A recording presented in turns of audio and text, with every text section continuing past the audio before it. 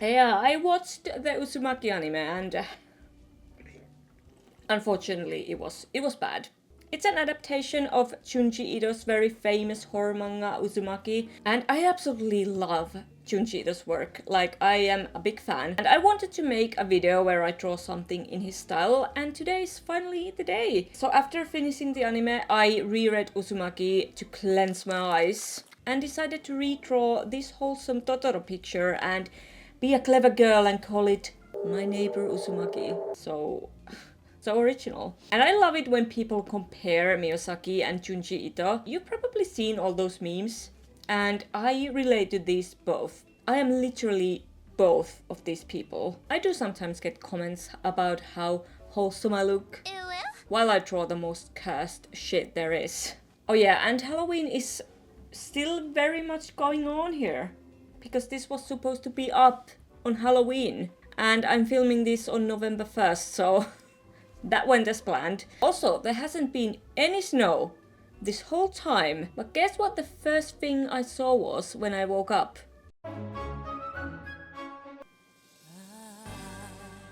So I picked this image to draw in Junji Ito's style because it seemed simple enough. There's not much going on and the background looked pretty easy, until I remembered how Junji Ito draws grass.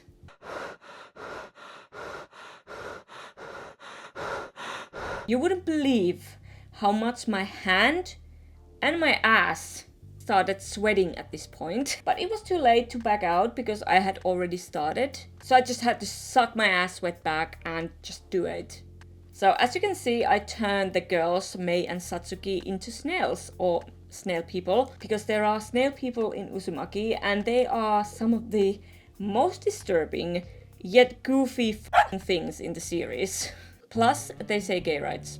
And I almost bought this mask or this costume for this video to be a snail person. I wish I had, what a wasted opportunity. So yeah, extremely fucked up things are constantly happening in Uzumaki, like people turning into snails. And apparently it happens if someone moves too slowly and the spiral gets them. I can't remember if that was the actual reason in the manga or anime. A lot of things just kinda happen. But that wouldn't really make sense for Mei and Satsuki since they are anything but slow. They are these super hyper kids. But I thought it would be a funny idea to make them snails. And they are totally happy about it. But yeah, this was definitely the hardest style swap challenge I've ever done, because Junji Ito's style is obviously massively different from mine. I never draw in just black and white, so working with only black, white and grayscale combined with hundreds or thousands little black lines and strokes was super challenging and made my arm go numb. It was tiring and I don't have the best patience in the world, so I learned some new things though, like respect. If you draw like this, you are a way better person than I am and you have all my respect. So if you're not familiar with it, Uzumaki is one of the most famous horror mangas out there, created by the master of horror manga, Junji Ito. And Uzumaki is one of his best known works. It's not my personal favorite from him. I really love the hanging blimp or hanging balloons, but it's still a really good story as a manga. Yeah, the anime adaptation was unfortunately very disappointing. I was super hyped when I first heard that Uzumaki was being made into an anime, and the trailer looked really promising and amazing. Even the first episode was promising. I enjoyed it. It was good, but then everything just flopped. The pacing was bad. There's only 4 episodes, by the way. It felt rushed. The animation quality, especially in episode 2, well, you saw that. The music is excellent though. Like 10 out of 10. Easy. But yeah, the manga is awesome and hopefully one day we'll actually get a decent Junji Ito anime adaptation. This was definitely the best so far, and let's be real, none of the ones we've had so far have been that great.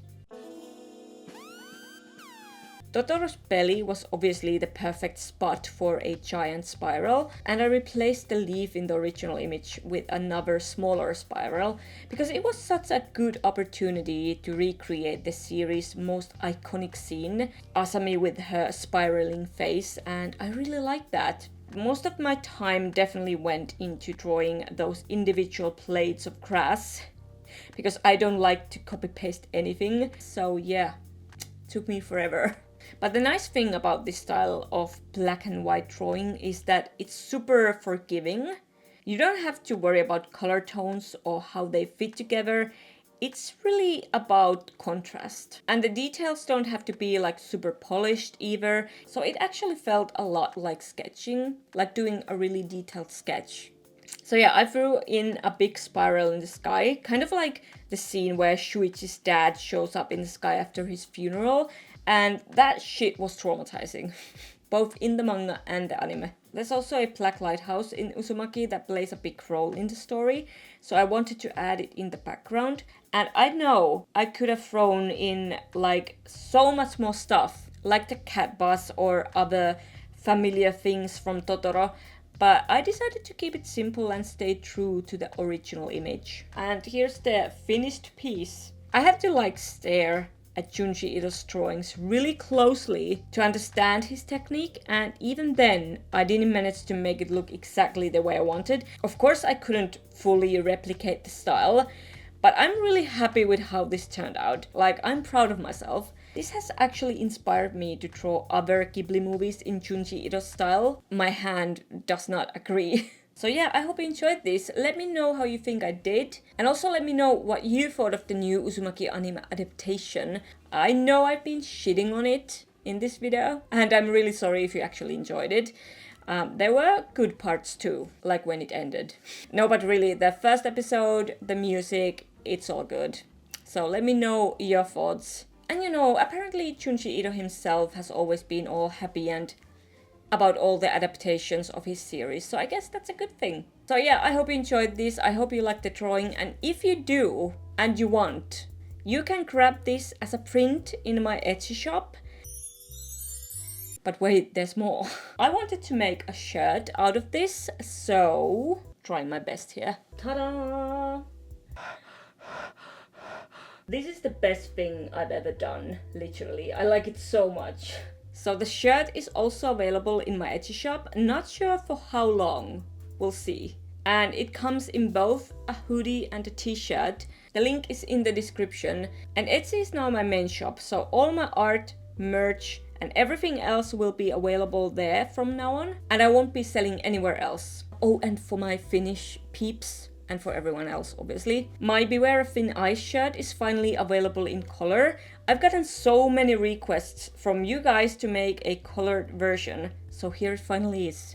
So now you can experience the childhood trauma and the fear of drowning in an edgy, cool, and colorful way.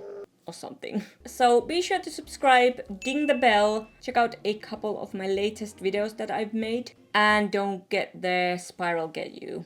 Except if it turns you into a gay snail, then it's cool. Thanks for watching this, stay adorable guys, and I'll see you very soon in my next video.